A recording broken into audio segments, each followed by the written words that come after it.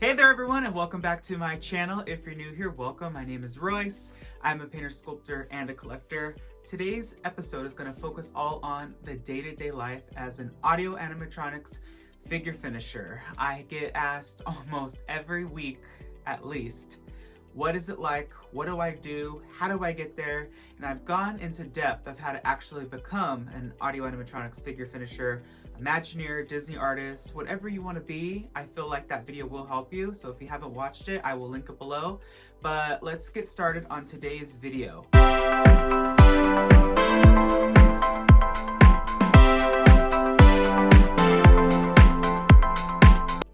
I really feel like people don't understand what they're wanting, and I didn't know either, so I don't blame people. Being an artist at Disney is more than just a dream. Once you achieve it and once you get that offer, it kind of just hits you like, okay, wow, I made it. Now I have a huge responsibility. I have a weight on my shoulders that it's heavy because the bar is high, and holding that up, it's a lot. I had no clue what it was going to be day to day until I got my job offer call by the recruiter, and he said, hey, by the way, you're going to be working 3 a.m. start time to 11 o'clock a.m. end time. So I was like, wow, okay, my life's going to change. Monday through Friday. So what does that mean? Well, I had to go to sleep at 5. You think about it. 5, 6, 7, 8, 9, 10, 11, 12, 1, 2. I usually get at least 8 hours of sleep, so it took me a while to fall asleep at that time.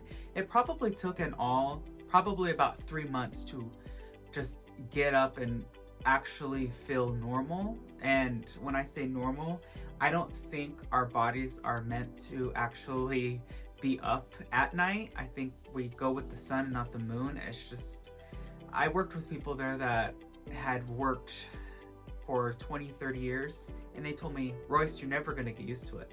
So it was just kind of shocking, but it gets easier. So here is the day-to-day life as a figure finisher in Cliff Notes version.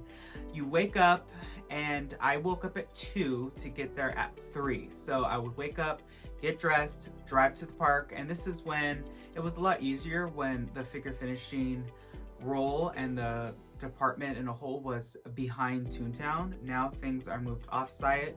So let's focus on when it was actually at the park, because it's kind of better for narration purposes.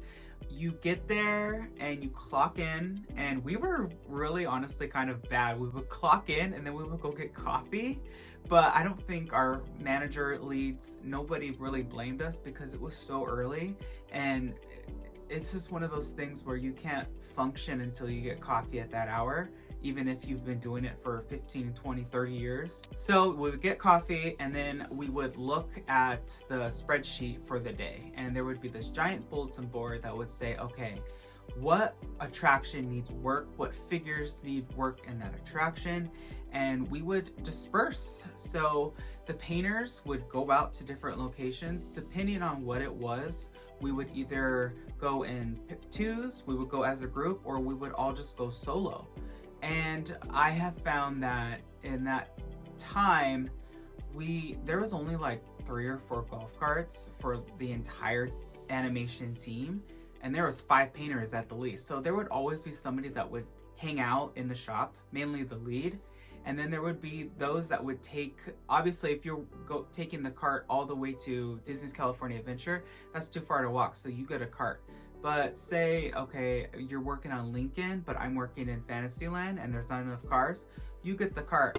I get to walk to Fantasyland through Toontown. And you know, that was a lot of fun. You know, we would carry our paints and stuff, and we would walk through the park completely empty in the dead of night, and it was just such a vibe. It was so different than when you're there during the day, or even when you're there during the day with no one there. At night, it's just like Disneyland is taking a breath of fresh air, and it's so relaxing, and it's such a vibe there. And we would go to a ride, Say, for example, I'm going to give you the story of when we worked on Snow White. Phil, who was another animatronic artist, and we would go there and we would work on a figure until probably 5 or 6. Now, I'm talking in summer hours when the park would open early. Park operations would get there at least an hour or two prior to opening to do vehicle runs, tests, and we would paint until basically they got there. After they would get there and they would need to do a vehicle run, we would actually go at that point either to break or to lunch. I usually got lunch at 7 o'clock, and it was just so crazy because I would be having my lunch when people would be coming in and having their breakfast. So I had a lot of breakfast burritos for lunch, but it was fine. And then the second half of the day would be in the shop, unless there was an attraction that was closed, and then we would go there, or sometimes we would just spend the entire day in that one attraction, and or we would spend the entire day in the shop. Those days were always really, really long, because when you're stuck in one place with no windows, it just kind of gets to you after a while. But after that, we would go into the shop and we would continue painting figures that were pulled out of the ride for a full refurb. And those were always a lot more fun because you got a lot more time with them. You have the studio lights opposed to like in the attraction where we have like a helmet with a light sometimes. Work lights in the older rides aren't that wonderful. For example, Pirates, even with the work lights on it, it is still very dark. Small World has a little bit better just because there are just so much lights in there, but like Tiki Room, it's always dark. Indy's always dark. Like the darker the ride, the darker it is just in general. Mansion, for instance, oh, it's impossible to paint in there. So yeah, for instance, say Pirates is closed right now, so we're gonna be in there painting probably all day usually, and it's just one of those things where you work as a team and you get assigned figures and you all just go and you all just work, and then at the end art director or a lead will come, look over your work and sign off before the final art direction. Whole team walks through the rides and make sure everything looks decent. So that's kind of like a day in a nutshell. There are days though when we don't leave at all from the shop. Say there's not really much out there that needs to be worked on, but we really need to get this pirate back into the ride, this Small World doll back into the ride. We will stay in the shop and work. And sometimes there would be kind of nothing to do. I was the newest, animation figure finisher, so everyone would kind of be dispersed, and the lead would always send me to Tiki Room. And at first I thought it was like a punishment, but I understand now that it was because I just wasn't there yet, and it took years for me to actually feel comfortable painting a pirate head or whatever it may be. So Tiki Room, I would always have to dust all the feathers and the fur and all the plants that sing in the corners and the little tiki gods. That would be my job, and it was a lot of fun, and you just really got to respect the art and respect your team, and you all work as a team as a whole. There's a lot of times when you have to do a lot of computer work. For example, when I worked on the Jungle Cruise, we had to do all of this review of safety at least every 6 months for that attraction, and it would be probably a 2 to 3 hour situation where you had to read everything, then you had to take a test, performance assessment test or something like that. So when you are an audio animatronics figure finisher, you get access to everything. But with access comes responsibility. You have to take every test for every ride. There would be weeks where I would pretty much just go out to the ride in the morning, come back, and then do computer work all day. I would have to do tests on updates for Indy. I would have to do tests for updates for Radio Springs Racers. I mean, you name it, we had to do it all. And it was a lot of like taking notes and doing tests, but it really did benefit you as a artist because it's for your safety, and we all really valued safety. So that would be another example of a day in the life. Another example would be if, say, attractions close.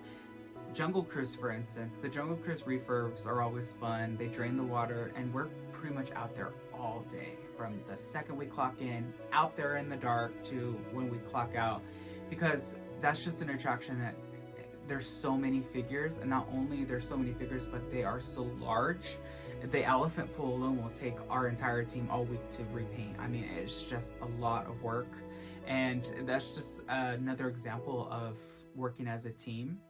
And I remember I got assigned the piranhas, and you have to scrub them off with acetone and then repaint all of them, all 212. But it is such a fun job. It is very hard to maintain a social life. I will say, you wake up at 2, you get there at 3, you get out at 11, and you have from 11 to 5, which is a very odd time because most people are at work. And you're doing that Monday through Friday, so your only real day to like socialize and have a normal life is Saturday. Sunday, yes and no, because you have to go to sleep already early to get ready for Monday. But it has so much rewards. You get to walk through all the rides. You get to see things no one ever gets to see. I got to go to Walt's apartment. I got to go to the Dream Suite. I got to go to the top of the Matterhorn. I got to go on the balcony of the castle. I got to go on the old Rocket Rods queue. I got to walk and ride Space Mountain with the lights on. Anything and everything I've walked through, everything I've, Club 33 I've gotten to go into. Like, there's something to it that's very, very, very cool that I know a lot of like viewers will enjoy to see, but after a while it does get old and it just becomes a place of work. And that's why I like to travel to different places to experience different parks, because I know everything about, oh, I know where that door goes, I know where this leads, and it's just, you kind of lose the magic. But it's also your home, and it's also a responsibility. It's very, very crucial to maintain these figures, and you have a responsibility, and it is very, very stressful at times, because when you have your senior art director from Walt Disney Imagineering coming, looking over your work, and it's just very like, oh, did I do a good job? What could I have done better? And you're constantly going to be learning new painting techniques. You will learn how to paint with latex. You will learn how to paint blacklight. You will learn how to paint with silicone. You will learn just regular acrylic, oil. No matter what, you're going to learn so many techniques. And if you are an aspiring artist, that's one thing I would definitely suggest, is experiment with all mediums of paint. And also experiment a lot with plaster, with silicone, with resin, because we deal with a lot of that. If you like to feather and fur, try that. That's also a big thing with figure finishing. Anything that finishes a figure, we don't do costumes, because there is a whole team that does like Small World doll costumes, pirates, but we do age them.